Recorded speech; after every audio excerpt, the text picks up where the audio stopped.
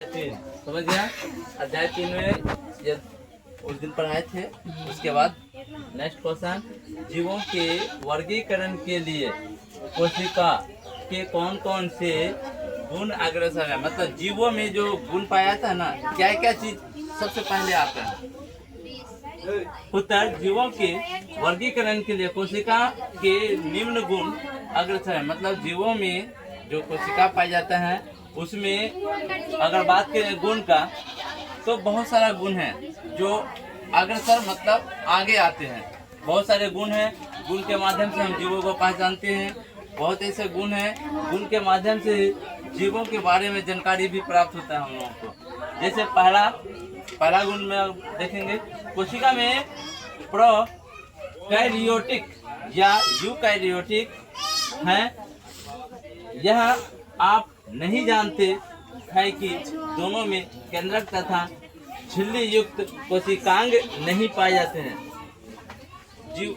जीवों में जो कोशिका होता है तो आप देखेंगे प्रोकैरियोटिक या फिर यूकैरियोटिक, ये जो कोशिका होते हैं ये दोनों के बारे में आप जाने होंगे या फिर आप पहले पढ़े होंगे या पिछले अध्याय में हम लोग भी पढ़े थे। समझ गया, याद है क्वेश्चन कि नहीं? पिछले अध्याय में बताया गया था प्रोकैरियोटिक यूकैरियोटिक कोशिका में क्या अंतर है। ठीक है, ठीक उसी तरह से उसके गुण के हिसाब से हम लोग अंतर भी पता कर लेते हैं। उसमें केंद्रक झिल्ली या केंद्रक झिल्ली युक्त कोशिकांग क्या होता है, नहीं पाया जाता है। दूसरा, क्या जीव एक कोशिकीय है या बहुकोशिकीय। अगर जीव बहुत ऐसे जीव है जिसमें एक कोशिकीय होता है तो दूसरा क्या होता है, बहुकोशिकीय। बहुत ऐसे जीव हैं जिसमें बहुकोशिकीय जीव पाया जाता है, बहुत ऐसे जीव है जिसमें क्या पाया जाता है, एक कोशिकीय पाए जाते हैं।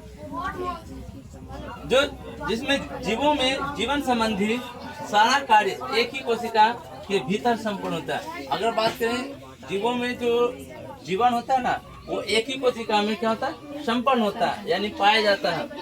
अगला, क्या जीव अपना भोजन स्वयं बनाते हैं या भोजन के लिए दूसरे जीवों पर निर्भर रहते हैं। बहुत ऐसे जीव हैं जो अपना भोजन क्या करते हैं, स्वयं बना लेते हैं, लेकिन बहुत ऐसे जीव हैं जो अपना भोजन बनाने के लिए क्या करते हैं, दूसरे जीवों पर निर्भर रहते हैं। जैसे हम लोग हैं, मनुष्य हो गया, गाय बकरी कुत्ता बिल्ली जो भी है, ये सब सारे जीव क्या है, दूसरों पर निर्भर रहते हैं। लेकिन पेड़ पौधे अपना भोजन स्वयं बनाता है, वो किसी पर निर्भर नहीं रहता है। वो नेक्स्ट है, पौधों का शारीरिक संगठन किस प्रकार का है। पौधों का शारीरिक संगठन जो होता है, शारीरिक मतलब उसका शरीर का जो निर्माण होता है पौधा का, वो अलग अलग प्रकार का होता है। जैसा पौधा होता है, जैसा पेड़ होता है, उसमें वैसा ही उसका अंग होता है। नेक्स्ट क्या है, जंतुओं में खास कार्य संपन्न करने के लिए कौन सा विशिष्ट अंग मौजूद है।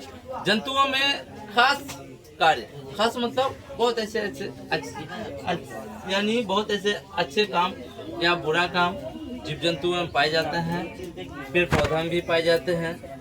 ये सब विशिष्ट अंगों के माध्यम से ही होता है।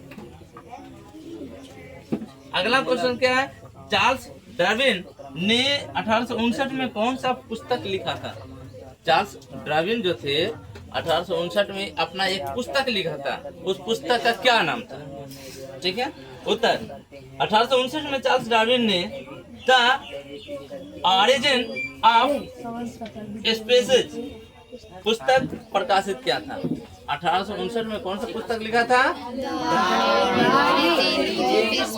Origin of species, the origin of species.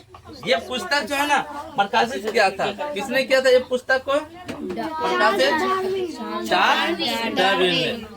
कब किया था, 1859 में। तो ये क्वेश्चन आपको याद करके आना है और फिर नेक्स्ट डे होगा नेक्स्ट क्वेश्चन। ठीक है।